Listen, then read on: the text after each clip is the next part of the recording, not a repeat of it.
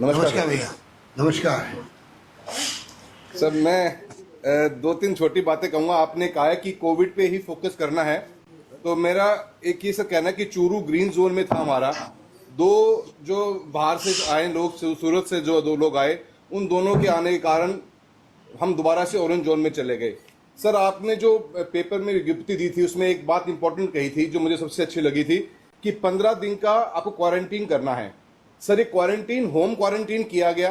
Home quarantine होने के बाद में 3 दिन बाद में सर वो दोनों लोग पॉजिटिव मिले। सर, 6 वार्ड प्रभावित हुए। चूरू शहर ऑटोमेटिक ऑरेंज जोन में चला गया। सर, ये अकाउंटेबिलिटी बहुत जरूरी है फिक्स करनी कि हमारा कौन व्यक्ति कहाँ पे है। क्वारंटीन सर, चूरू जिले के अंदर 1000 गांव है सर, 1000 एप्लीकेशन आपके वेबसाइट पे आई हैं जो लोगों को बाहर से आना है। पर गांव में 30 लोगों को ही रहना पड़ेगा सर। सर, स्कूल्स में या गांव के बाहर में ही क्वारंटीन होनी चाहिए सर, अदरवाइज काफी लोकल लोगों को दिक्कत होती है। शहर बड़ी मुश्किल से ओपन हुआ था, आज 2 व्यक्तियों के कारण 6 वार्ड सीज हो गए सर, उनकी दुकानें बंद हो गई। तो मेरा ये तरह से प्राथमिकता है, अकाउंटेबिलिटी किसकी है सर? उनका सैंपल टेस्ट किया गया, सैंपल के बाद में 2 दिन बाद report I, they were positive. So my submission is that कि सर हमें एक एसओपी क्रिएट करनी पड़ेगी, स्टैंडर्ड ऑपरेटिंग प्रोसीजर, कि जो व्यक्ति भी बाहर से आएगा ही has to be quarantine. Sir, home quarantine won't work sir, वो वर्क नहीं करेगा। It has to be schools, मेरा सर ये पर्सनली मानना है। सर, चूरू के अंदर मेडिकल कॉलेज में 2 कोविड की मशीन आई हैं सर। मैंने एमपी लैड से आज से 25 दिन पहले एक कोविड मशीन भी मैंने दी सर। 3 कोविड मशीन हैं, वी कैन इजीली टेस्ट 1200 लोग प्रतिदिन। मशीन कौन सी मशीन? कौन सी मशीन दी आपने? Covid testing machine sir. अच्छा, कोरोना का टेस्ट करने की मशीन।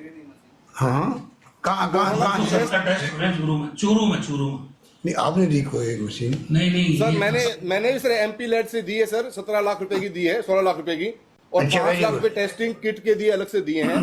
पर सर मेरी अभी तक जो मशीन की डिलीवरी अभी तक हुई नहीं है, जो 7 दिन में होनी थी वो अभी 21 दिन हो चुके हैं सर। मेरा सबमिशन ये है, एक मशीन कैन इजीली टेस्ट 400 लोगों को। राइट नाउ 99-100 को हम टेस्ट क्रॉस नहीं कर पा रहे। इफ यू हैव 3 मशीन्स तो सर हम 1200 टेस्ट कर लेंगे, और जब 1200 टेस्ट कर लेंगे सर, द पॉजिटिव कोरोना का सबसे बड़ी फाइट क्या है सर? टेस्टिंग। अगर टेस्टिंग प्रॉपरली टाइम पे हो जाती है, वी आइडेंटिफाई, हमारा जॉब डन हो जाता है। The focus has to be testing. CMHO Churu को sir it has to be given a proper guidelines कि जब आपके पास संसाधन है तो why are not using them, उसको आप टेस्टिंग पे फोकस ज्यादा किया जाए। सर, मेरा मैंने सर दूसरा सबसे बड़ा इंपॉर्टेंट इशू है माइग्रेंट का। सर, चूरू जिले में आपने जब विज्ञप्ति निकाली सर, मैंने भी लाइव टेलीकास्ट किया था। 16,000 एप्लीकेशंस मेरे पास में भी आई थी गूगल फॉर्म के थ्रू, जो मैंने कलेक्टर महोदय को सौंपी है। सर, मैक्सिमम लोग पर्सनली आना चाहते हैं, बड़ा हे वायर है सर, कम्युनिकेशन गैप बहुत ज्यादा है, स्ट्रेस का टाइम है sir, we need fast decision making. Sir, लोग अब तमिलनाडु से परमिशन लेके आगे, तमिलनाडु कलेक्टर की, बॉर्डर पे खड़े हैं, कोई अहमदाबाद से या कोई गुजरात से लेके आ गया, कोई कहीं से लेके आ गया। सर, मेरा ये कहना है कि let us set priority.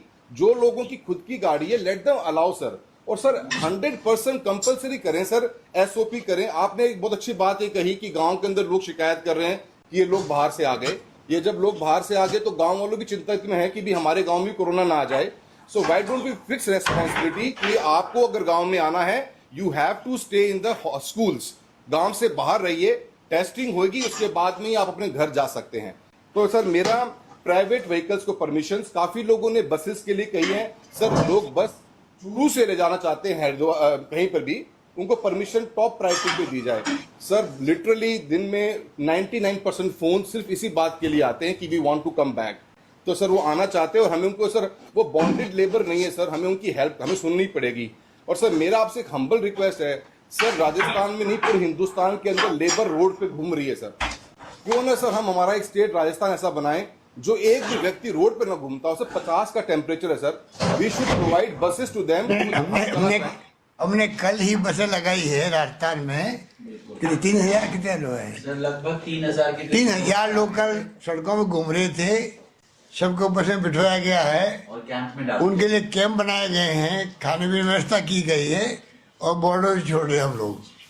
Thank you sir. मेरे को लगा कि सर ये कि पूरे डेली इवनिंग आती है सर। मेरा एक पॉइंट सर ये कहना है सर, जो व्यक्ति अगर किसी भी स्टेट से इंडिया हमारे डिस्ट्रिक्ट में आ रहा है, हमारे स्टेट में आ रहा है सर, स्टेट में सारे मोस्टली जो ऑफिसर्स हैं या और गवर्नमेंट एम्प्लॉय हैं, उनको सर एक नोडल ऑफिसर बनाया जाए अगर एक सेट ऑफ बस आ रही है, एक सेट ऑफ व्हीकल आ रहा है, he should be monitoring that vehicle जब तक वो एंड पॉइंट पर ना पहुंच जाए सर। अगर अदरवाइज क्या सर, कोई कच्चे रास्ते से गांव में घुस जाएगा, कोई कहीं घुस जाता है सर ये 2 लोग जो पॉजिटिव हुए चूरू के अंदर सर, वो 4 दिन से अपने घर पे थे। तो सर ये चीज तो हम कैसे अलाउ कर सकते हैं? तो मेरा ये कहना कि सर अकाउंटेबिलिटी इंपॉर्टेंट है सर। मैंने एक इसके अलावा सर मेरे 2-3 छोटे पॉइंट्स हैं सर। किसान सम्मान निधि का 2,000 रुपए का जो पहला इंस्टॉलमेंट है वो आया सर। राजस्थान के अंदर हमारे जिले में भी काफी ऐसे लोग हैं जो उसमें रजिस्टर्ड नहीं हो पाए। वो रजिस्टर्ड शो कर रहा है पर डेटा दिल्ली तक नहीं पहुंचा है। तो उसे वो डेटा पहुंच जाए तो कंप्लीट 100% किसानों को पैसा मिल जाए। उसके लिए मैंने कलेक्टर महोदय को बात करी है। और सर बीच में कहना चाहूंगा, the collector and SP both are working very good sir. मैं समझता हूं ऐसे क्राइसिस में जो उनका कोऑर्डिनेशन लेवल रहा है, इस थम्स अप है सर, और बहुत अच्छा काम किया उन लोगों ने सर। एक प्रधानमंत्री फसल बीमा योजना सर, मेरी एग्रीकल्चर सेक्रेटरी से दिसंबर के महीने में बात हुई थी। बैंक को सर पोर्टल पे एंट्री करनी पड़ती है, तो कलेक्टर को सर आप पाबंद कर दीजिए। 2018 का भी पोर्टल पे लोगों ने नहीं चढ़ाया तो उनका क्लेम नहीं मिल पाया। तो दिसंबर में 15 डेज के लिए गवर्नमेंट ऑफ इंडिया ने खोले थी वो विंडो। तो सर ये बार बार की शिकायतें आएंगी। अब 2019 की खरीदी का भी क्लेम देना है, जो 200 करोड़ रुपए चूरू जिले का अब तक आया नहीं है, आएगा वो। तो सर ये पोर्टल पे चढ़ाने की जिम्मेदारी कलेक्टर के लेवल पे मॉनिटर की जाए सर। बार बार दिक्कत आती पूरे राजस्थान से, आपने भी बात नोट करी होगी कि लोगों को पोर्टल पे नहीं चढ़ता है तो इंश्योरेंस गवर्नमेंट ऑफ इंडिया वो रिलीज नहीं कर पाती है फंड। तो पोर्टल पे चढ़ना जरूरी है, जो भी आदमी ने अपनी जो भी फसल बोई है उसके बारे में। सर मेरा एक सबसे बड़ा इंपॉर्टेंट है सर, राशन के बारे में सबने कहा है। एपीएल के परिवार सर 10-15 घर एक गांव में एवरेज के ऊपर रह गए हैं। उन लोगों को भी भोजन मिल जाए तो सर मेरे ख्याल से काफी अच्छा होगा। वो बेचारे बहुत स्ट्रेस लेवल में है इस समय। सर पानी की कमी कुछ जगह है हमारे राजगढ़ के अंदर। पिछले हमारे मैडम की गवर्नमेंट की तरफ टाइम पे 450 करोड़ रुपए की योजना लगी मैडम सर। तो मेरा सर ये कहना है कि उसमें इलीगल कनेक्शंस हो गए या जो भी प्रॉब्लम रही होगी, आज गांव तक पानी नहीं पहुंच पा रहा, पानी की बड़ी प्रॉब्लम है। और साथ में सर जहां पानी आज भी ट्यूबवेल से ले रहे हैं, तो मेरी एक्सीएन और एससी से बात हुई थी। उनका ही कहना है कि लॉकडाउन के कारण उनको इक्विपमेंट्स नहीं मिल पा रहे, कहीं इलेक्ट्रिसिटी कनेक्शन नहीं हो पा रहा, कहीं पे पाइप्स नहीं मिल पा रहे। तो ऐसी व्यवस्था भी की जाए कि सर पानी की अवेलेबिलिटी हम कर दें।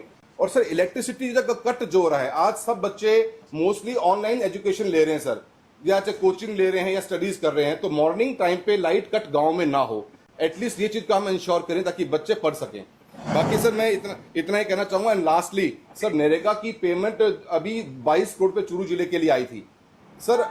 आप सर एक बात को बिलीव नहीं करें सर, अप्रैल 2019 की एफटीओ आज भी पंचायत लेवल पे चढ़ी नहीं है।